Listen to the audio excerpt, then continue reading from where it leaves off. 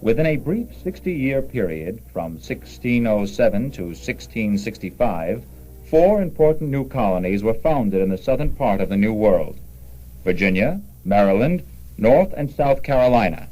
Later, Georgia was added to the list. Each of these in turn was to become a treasured part of the English overseas possessions, and together they presented a great economic boon to England, both as a growing market for manufactured goods and as a vastly rich source of raw materials and farm produce. England had long been interested in the establishment of permanent colonies in America, but at the turn of the 17th century it was still difficult to obtain the necessary capital to finance more expeditions and parties of settlers to cross the ocean into a wilderness world. However, there were always a few hardy spirits willing to risk their lives and their fortunes in the hope of finding potential sources of wealth and power. The first permanent English colony in America was established at Jamestown, Virginia, in 1607. The men who came here first were not ideally suited to the life of hardship and privation that was so common in the New World. For the most part, they were cavaliers, gentlemen interested in the speedy acquisition of gold and an equally speedy return home. They were backed financially not by the Crown, but by a private company which was hopeful of establishing a permanent base of operations from which other settlements would sprout. All of these established for the basic purpose of finding whatever wealth was America and bringing it back to England. Merchant adventurers, eager to gain profits in foreign trade, founded the London Company in 1606. Unlike the later settlers in the New England area, these men were not interested in building homes and staying in America. Unlike the French, they were not interested in missionary work among the heathen Indians. They were concerned with developing England's and their own fortunes.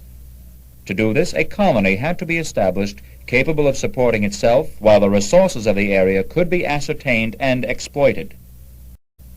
Despite early failures by Gilbert and Raleigh, the London Company planned an expedition to colonize America.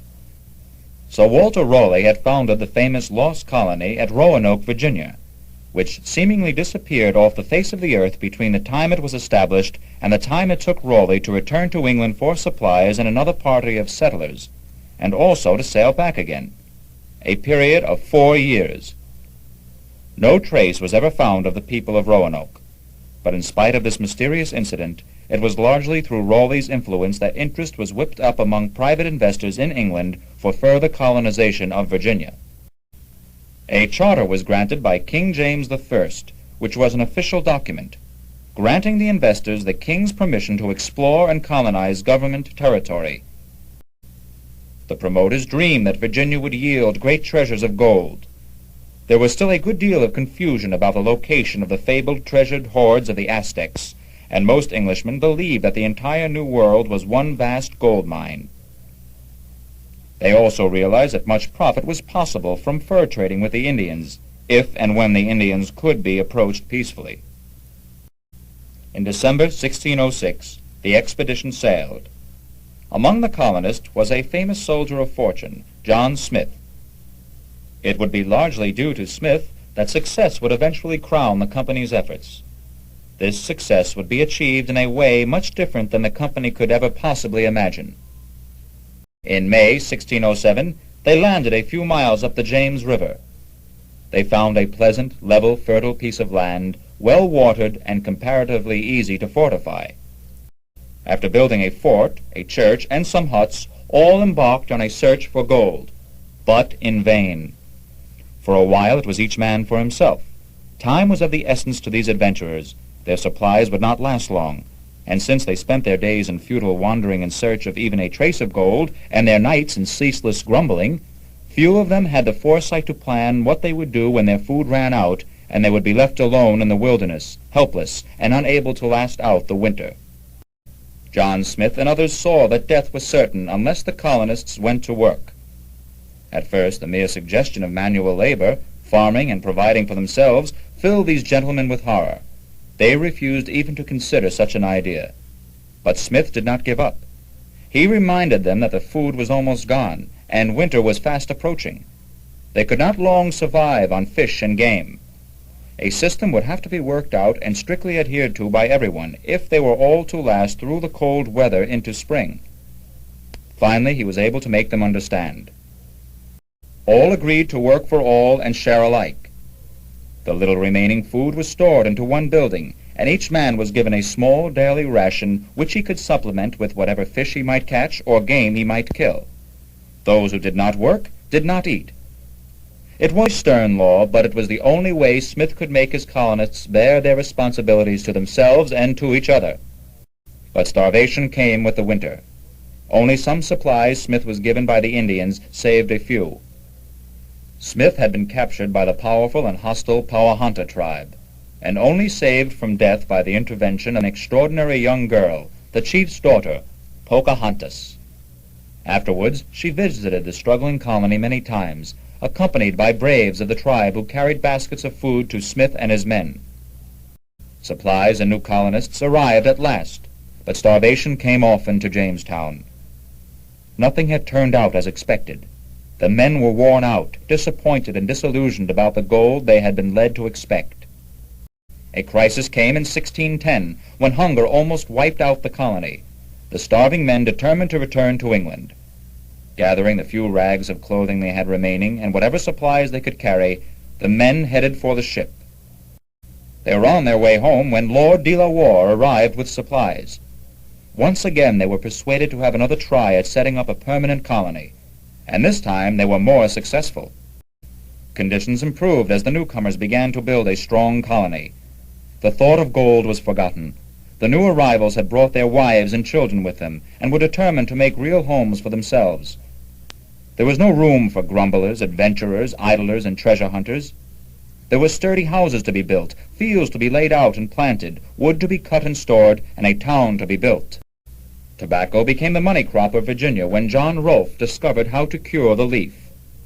Thus, in a few short years, Virginia was proved to be the fabulous land of wealth and opportunity the original settlers had dreamed of. It is fortunate for the Americans that they did not find the gold they first sought, for both the gold and the men who found it would have gone back to England. After the colony was strongly and firmly established, a far more lasting kind of treasure ensured Virginia's promise of plenty. John Rolfe, whose family fortune was found on tobacco production, married the Indian princess Pocahontas, who had saved John Smith's life years before. She had grown up and become a Christian.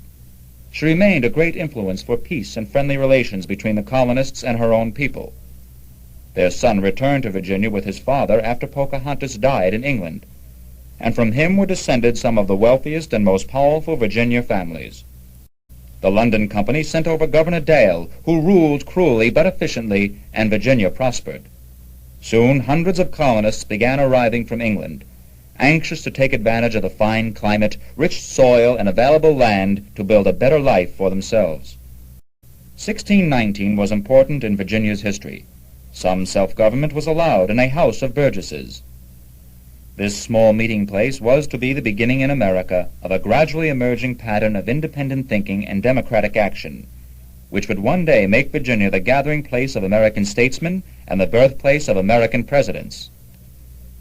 It is ironic that in the same place, in the very same year, two opposing institutions were introduced into America.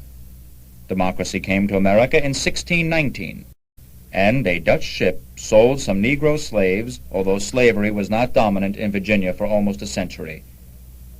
It would not be until the important cotton crop created the establishment of huge plantations and the need for thousands of field laborers able to withstand the hot southern sun that the importation of African slaves would become a big business in Virginia. A terrible Indian war killed over 300 Virginians and almost wiped out the colony in 1622 before the Indians were crushed. In England there was great concern about this Virginia massacre. 2 years later, in 1624, King James I revoked the London Company charter and took it for himself, convinced that only he could protect and profit from Virginia. Despite the setback with the Indians, peace was soon restored. Virginia prospered. Tobacco was the universal crop and used as money. Even ministers were paid in tobacco. In those early days, most tobacco was ground to a fine powder and used as snuff, which was popular with men and women alike throughout Europe. Tobacco was also used extensively in pipes. It was not until later that tobacco leaves were rolled together to make cigars, and much later that it was chopped up or shredded, rolled in paper, and manufactured into cigarettes. Virginia's population increased decidedly from 1649 to 1660, while the Puritans were ruling England. After the downfall and execution of the English King Charles I in 1649, many who had supported the king migrated to Virginia. Most Virginia gentlemen were of English farm stock. Few in the 1600s were aristocrats. These were hard times for many English farmers at home. Common grazing lands had gradually been enclosed by large landowners, depriving the small farmer of pasture for his cattle. On many English estates there was a change from wheat growing to sheep raising for wool. Many English farm workers were left without jobs. All of these people thought eagerly of the colonies, where there was hope of plentiful land and a fresh start. The next southern colony to be established was Maryland. Lying just north of Virginia, Maryland also enjoyed the good, temperate climate and rich soil that had attracted so many settlers further south.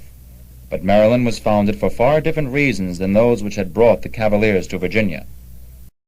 Catholics were persecuted in England. George Calvert, Lord Baltimore, was granted a colonizing charter, but died before it was issued. It was his dream to take all Catholics who wished to go with him to America, where they might live in peace and worship God as they saw fit. 2 years later, in 1634, Calvert's followers landed on the shores of Chesapeake Bay. These settlers were better able to organize their efforts for the good of the entire colony. They were used to manual labor and anxious to do whatever they had to make a real and lasting home and refuge for others of their religious beliefs who would later follow. Maryland colonists immediately turned to tobacco cultivation and prospered from the start. Meanwhile, back in England, things had come to a head between the king and the Puritans. Charles I was executed, and the Puritans, led by Oliver Cromwell, took over the government and ruled for many years, until Charles II, son of the dead king, was brought home from exile and restored to the throne. A few years later, many land-eager Puritans migrated to Maryland. Catholic and Puritan quarreled over religion. Most of the Puritans, fleeing from the restoration of Catholic influence at home, headed for the New England colonies. But those who realized what was to be gained further south landed in Maryland, and immediately the old religious issues were brought up to be haggled over again. Harmony was somewhat restored when the Assembly passed the Religious Toleration Act in 1649. However, this law was limited in application to Christians alone, and was far from the ideal of religious freedom enjoyed from the beginning in the colony of Rhode Island.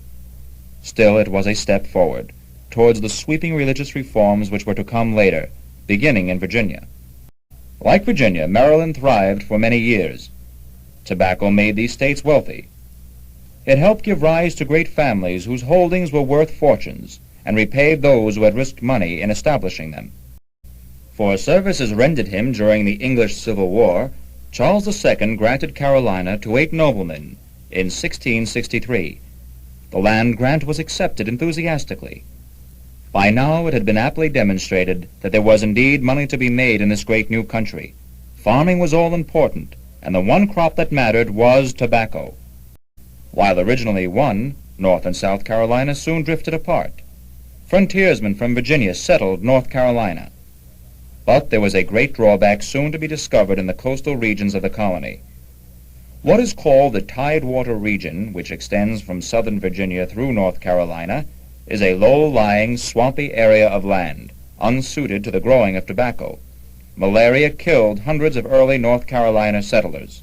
Also, North Carolina's development was slow. Lack of harbors particularly hindered its growth. The unhealthy coastal climate and the poor land also added to this slow development. However, this was not true in its neighboring colony. Settlers from the British West Indies and Protestants from France led the development of South Carolina. The West Indies had long been a source of trade and profit for England, but there the land area was restricted, and many plantation owners came to the American continent looking for the same climatic conditions they had on the islands. An additional advantage on the islands was huge areas of unbroken farming land. The Protestants from France were called Huguenots, and had been persecuted and hunted down by the Catholics for many years. They had originally been promised freedom of worship in France. With the coming to power of Cardinal Richelieu, they were driven to temporary refuge in England. However, not long after, they were made to feel unwelcome there too, as many were suspected of supporting the Scottish uprising against the crown. The Huguenots were looking for peace of mind and freedom to worship as they please. Before 1700, South Carolina planters produced two products that led to increased wealth.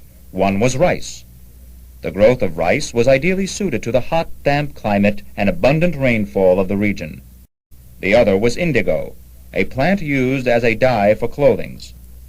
Indigo ranges from a deep, rich purple color through dark blue into the lighter shades of blue and violet. It was much valued because of the lasting color it could produce, which did not streak or fade on cloth. In 1732, long after the establishment of the other English colonies in America, Georgia was founded. This region, later to become the very heart of the great cotton empire of the South, had a most unusual beginning. James Oglethorpe, an English soldier, pitied the poor debtors rotting in English jails. According to the very peculiar system of dealing with those unable to pay their bills in those days, debtors were thrown into prisons and left there until they could somehow meet their financial obligations. On the face of it, this system was absurd, since once they were locked up in prison, there was no possible way for these people to work and earn money to pay their way to freedom. Many thousands died in these wretched places, including whole families, from lack of money to support themselves while in the prison itself. Murderers and other hardened criminals fared far better in English prisons than those unfortunate debtors, until Oglethorpe thought of a plan to help them. He asked permission from King George II to found a colony for the debtors. At first his request was ridiculed, but when the king and his parliament thought it over, they began to see a very good reason for granting Oglethorpe's wish. England needed a colony to protect South Carolina from Spanish Florida, so Oglethorpe's request was granted. By putting a buffer between a very valuable territory possession and an enemy country's colony, England thought to safeguard her richly productive tobacco plantations from the marauding Florida Indians, as well as Spanish trespassers. Oglethorpe realized full well that the debtors he was trying to help were not being offered the kind of new start he had hoped for. But at least they would be free to work, to build homes, and live like other men. Georgia became the center of the southern fur trade, but its population remained small through colonial times. Many debtors decided to remain home in England in the hope that somehow they would be able to buy their way to freedom. They were not anxious to risk their lives for a government which had treated them so badly, but those who did make the perilous undertaking became the founders of a colony which soon grew wealthy and influential among its fellows in America. The Southern Colonies developed an agricultural society. There were few towns, and life was centered in the plantation. This was to give rise to a form of representative government once the colonies became stronger and more free to govern themselves independent of British domination. During the 1600s, many poor Englishmen paid for their passage to America by becoming temporary slaves, called indentured servants. For hundreds, including women and children, it was the only way of getting to the colonies, and the entire concept of indentured servants was continued for many years afterwards, long past the birth of the United States, and most particularly through the years of the great Western migrations. The indentured servant was free after his term was concluded. With cheap land, many became planters. The usual term of service for a servant of this class was 7 years, although it often depended on the amount of money originally advanced, and some were known to have served 20 years or more before receiving their freedom. During this time they were considered just like slaves, and could be chained and beaten if they ran away. But many a wealthy and powerful colonial gentleman could trace his descent directly to those indentured servants who sold years out of their lives for a chance of attaining freedom one day. As the slave labored for life, slavery became common in the South during the 1700s. A new and terrible trade grew up, the importing of human beings by ship from the coast of Africa. Thousands of people were kidnapped from their homes, loaded down with heavy chains and thrown into the holds of these frightful ships, to remain there in the darkness, starving and frightened and beaten, and all for the profit of the plantation owners, the English government and the slave traders, who sold the ones who survived the trip for hundreds of pounds. Most plantations shipped their products from their own wharves to the world markets. Wholly dependent upon the labor of hundreds of slaves, the plantations stretched out for miles in every direction, and were like small kingdoms rather than the simple farms they had started out to be. The owners lived well, sent their sons to fine universities, and often for extended trips abroad until they would come home, marry in their own class, and settle down to improving and enlarging their fathers' plantations even more. In this unequal way the South grew rich and affluent, and stored up great hardship for itself in the distant future. Southern products, tobacco, rice, indigo, fur, cotton, sugar, and foodstuffs were in demand throughout the world. Naturally, being English colonies, the mother country received the lion's share of the profits. As their products were particularly desired by England, Virginia, Maryland, North Carolina, South Carolina, and Georgia were favored by the king, who considered them among the most valued possessions in his empire. It was only 125 years from the founding of Virginia to the founding of Georgia. In that time, men who had never lifted a hand in honest toil learned the value of hard work, independence, and personal accomplishment. Gold was discovered to be a dream that had lured many across the seas to their disappointment and death. But those who survived found in the southern area of America the lasting wealth of the land as well as permanent homes and the beginnings of a new empire far from England.